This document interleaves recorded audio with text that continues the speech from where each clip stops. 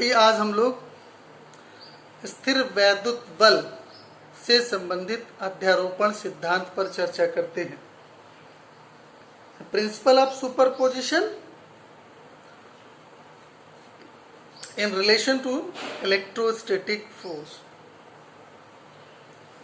इसकी अवधारणा हमें तब, इसका कॉन्सेप्ट जो होता है तब लेते हैं हम जब दो से अधिक चार्जेस हों, यानी मल्टीपल चार्जेस हों, तब किसी एक चार्ज पर जो इलेक्ट्रोस्टैटिक फोर्स होता है वो प्रिंसिपल ऑफ सुपरपोजिशन द्वारा फाइंड आउट किया जाता है। Principal of superposition about electrostatic force states that net force acting on a charge of system is algebraic sum of the electrostatic forces exerted by other charges on first। यानी अगर किसी भी निकाय में दो से अधिक आवेश हैं, चार्जेस हैं, तो किसी एक चार्ज पर लगने वाला जो फोर्स होता है वो दूसरे सभी चार्जों द्वारा लगाए गए फोर्स के वेक्टर सम के बराबर होता है। इसको हम एग्जाम्पल से समझते हैं। मान लेते हैं कि कोई सिस्टम ऑफ चार्ज है, ये Q1 चार्ज है, ये Q2 चार्ज है, Q3 चार्ज है, इसी तरह से Q4 चार्ज है और एंड सो ऑन, ये लास्ट N Qn चार्ज है। यानी एक ऐसा सिस्टम हमने लिया जिसमें N चार्जेस हैं, केवल दो चार्जेस ना होकर के N चार्जेस हैं। तो ऐसी स्थिति में देखो Q2 के विद रिस्पेक्ट जो Q1 का जो पोजीशन वेक्टर है, ठीक है, उसकी डायरेक्शन में जो यूनिट वेक्टर है वो r1 कैप है। इसी तरह से Q3 के विद रिस्पेक्ट Q1 के पोजीशन को रिप्रेजेंट करने वाला जो वेक्टर है उसका यूनिट वेक्टर r13 है। ये Q4 के विद रिस्पेक्ट Q1 का डिस्प्लेसमेंट बताने वाला जो चार्ज है, जो पोजीशन वेक्टर है, उसका यूनिट वेक्टर r कैप 14 है। इसी तरह से nth जो चार्ज है Q1, उसके विद रिस्पेक्ट 1 के डिस्प्लेसमेंट को बताने वाला जो पोजीशन वेक्टर है उसका unit vector r cap 1n है।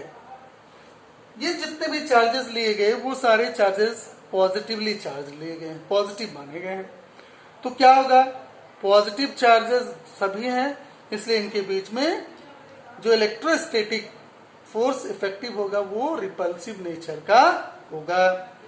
चलो मान लो कि Q1 चार्ज पर Q2 के कारण जो फोर्स लग रहा है वो F12 है। उसकी डायरेक्शन क्या होगी, Q1 पर Q2 के कारण रिपल्सिव फोर्सेस से बाहर गए। इसी तरह से Q3 के कारण जो Q1 पर फोर्स लग रहा है वो 13 F13 है। Q4 के कारण जो लग रहा है वो फोर्स F14 है और nth चार्ज जो है उसके कारण जो Q1 पर रिपल्सिव फोर्स लग रहा है वो 1n F1n है।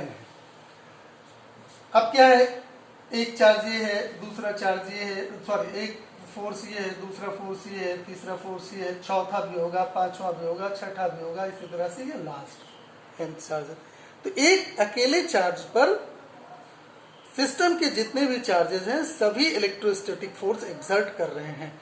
तो इनका जो रिजल्टेंट होगा, प्रिंसिपल ऑफ सुपरपोजिशन कहता है कि net electrostatic force acting on charge Q1 will be the algebraic sum of individual forces applied by other charges. Means net force on charge Q1 will be किसके कारण? According to principle of superposition.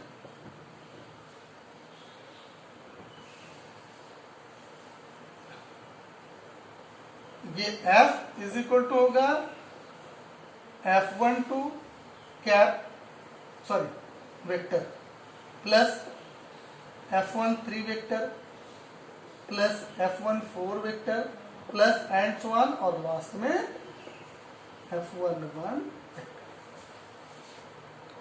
अगर हम Coulomb's law को apply करें तो क्या होगा? यहां पर 1/4 पाई F12 के लिए 1/4 पाई ε0। अगर यहां कोई मीडियम है तो K भी होगा Q1 Q2 अपान R12 का स्क्वायर और यहां क्या वेक्टर फॉर्म कूलम्स लगा। इसी तरह से दूसरा भी होगा या 1 और 3 के बीच में तो Q1 Q3 अपान यहां क्या हो जाएगा 1 3 स्क्वायर 1 और 3 के बीच की डिस्टेंस का स्क्वायर और यहां क्या यूनिट वेक्टर प्लस इसी तरह से सभी के लिए होगा और लास्ट में होगा 1/4 पाई ε0 K इंटू Q1 Qn अपान R1n का स्क्वायर और R का 1n। अब देखो सभी में क्या है 1/4 पाई ε0 K Q1 1/4 पाई ε0 K Q1 सभी टर्म में मिलेगा। इसको हम कॉमन ले लें तो 1/4 पाई ε0 K और Q1 को कॉमन ले Q1 यहां आ जाएगा। ब्रैकेट में जो होगा वो होगा यहां देखो Q2 अपान R12 का square R12 cap plus Q3 अपान R13 square R13 cap plus चौथे के लिए होगा पांचवें के लिए और लास्ट में क्या होगा Qn अपान R1n स्क्वायर। ये प्रिंसिपल ऑफ सुपरपोजिशन से नेट फोर्स जो है ये ठीक। इस तरह से अगर दो से अधिक चार्जेस हों तो हम फोर्स किसी एक चार्ज पर कितना लग रहा है उसे हम निकाल सकते हैं। इसके लिए क्या करना होगा हमें इंडिविजुअल फोर्सेस द्वारा जो फोर्सेस एक्सर्ट किए जा रहे होंगे चार्ज पर उनको सबको निकालना है और उनका अलजेब्राइक सम यानी वेक्टर सम निकाल देना है। वेक्टर सम निकालने के बहुत सारे तरीके हैं, जो भी तरीके हैं हम कंपोनेंट मेथड से उसको सॉल्व कर लेते हैं, कोई विशेष दिक्कत की बात नहीं है। अब जरा लगे हाथ हम लोग इलेक्ट्रोस्टैटिक फोर्स और ग्रेविटेशनल फोर्स में सिमिलरिटीज और डिसिमिलरिटीज क्या होती हैं, डिफरेंस और सिमिलरिटीज क्या होती हैं उस पर जरा चर्चा कर लें।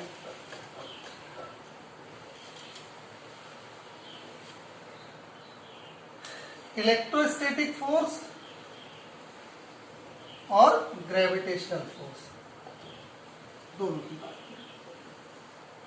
करें। इलेक्ट्रोस्टैटिक फोर्स और ग्रेविटेशनल फोर्स। पहले हम सिमिलरिटीज की बात करें।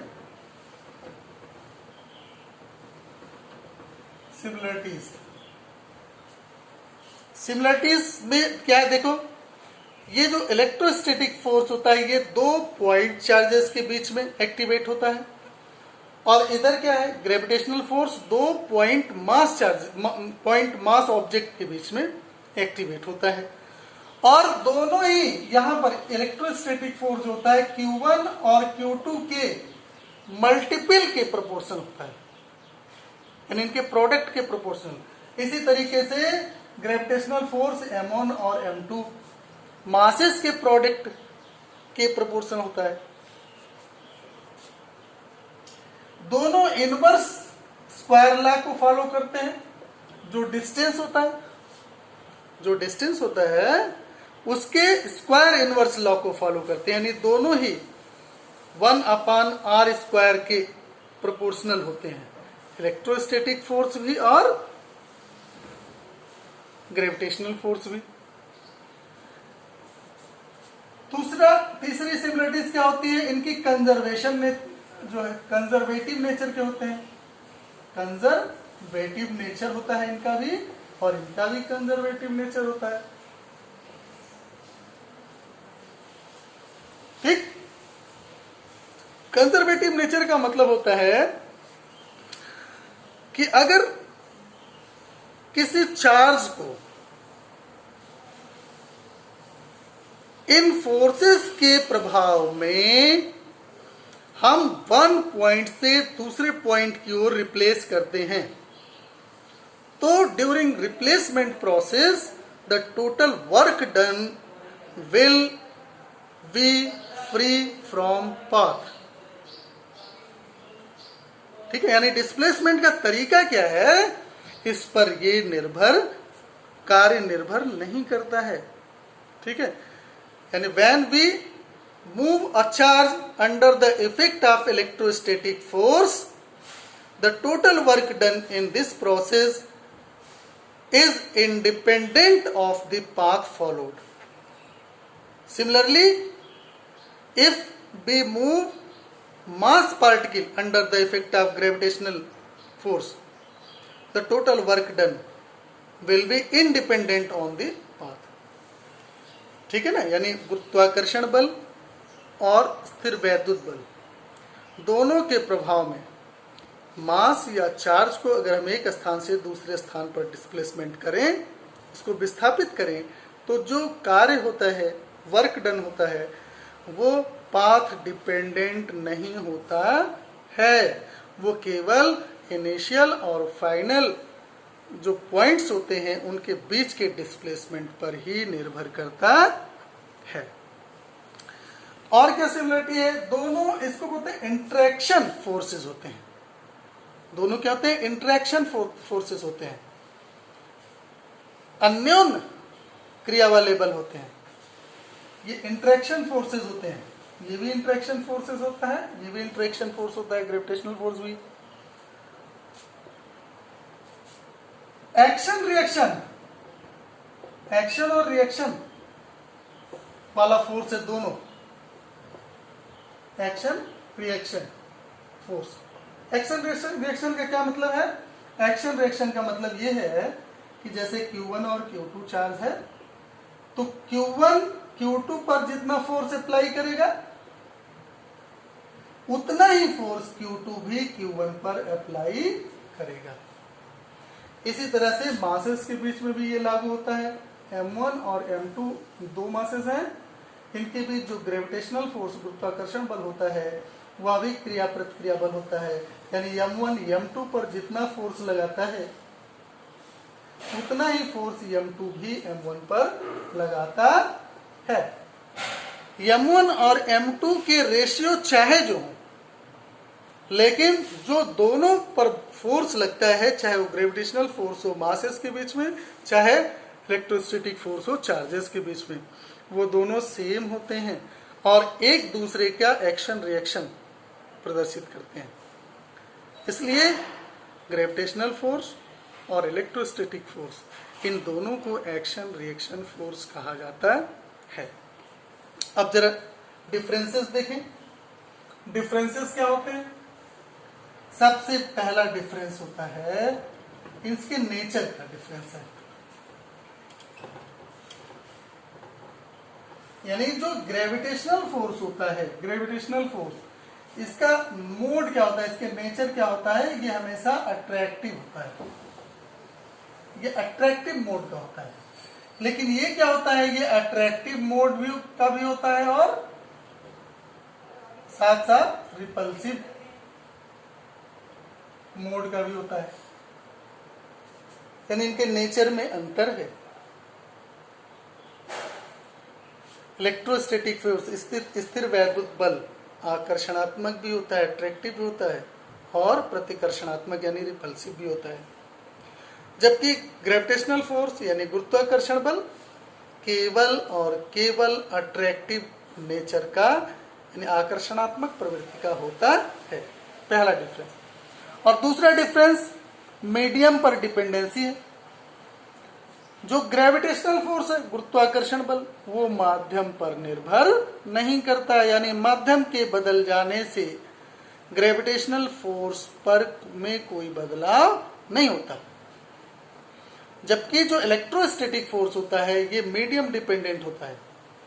मीडियम बदलने से दो चार्जेस के बीच लगने वाले इलेक्ट्रोस्टैटिक फोर्स की वैल्यू चेंज हो जाती है।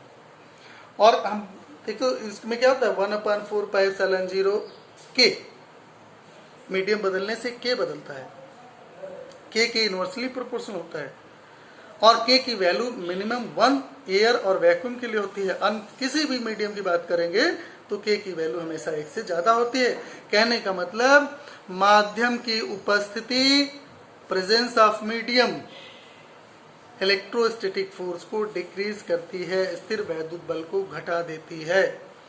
जबकि माध्यम की उपस्थिति या अनुपस्थिति से गुरुत्वाकर्षण बल ग्रेविटेशनल फोर्स पर कोई प्रभाव नहीं पड़ता है। तीसरा जो डिफरेंस होता है सबसे बड़ा वह है इसकी स्ट्रेंथ से। कहते हैं इस ब्रह्मांड का सबसे कमजोर बल ग्रेविटेशनल बल फोर्स होता है। गुरुत्वाकर्षण बल जो होता है वो इस ब्रह्मांड का सबसे कमजोर है। जबकि जो इलेक्ट्रोस्टैटिक फोर्स होता है in comparison to gravitational force ये बहुत बहुत बहुत ज्यादा स्ट्रांग होता है। अब अलग अलग चार्जेस के लिए इनके स्टेमिना भी अलग अलग होते हैं, लेकिन ये लगभग आप समझ लीजिए कि 10⁻30 to 10⁻45 गुना गुरुत्वाकर्षण बल से ज्यादा होता है इलेक्ट्रोस्टैटिक फोर्स। यानी in comparison to gravitational force electrostatic force is much and much stronger. बहुत और बहुत ज्यादा स्ट्रांग होता है। ठीक है, अब हम लोग अगले वीडियो में वैद्युत क्षेत्र और उससे जुड़ी हुई बातों पर चर्चा करेंगे। आपको हमारा ये वीडियो पसंद आए तो आप चैनल को सब्सक्राइब करें।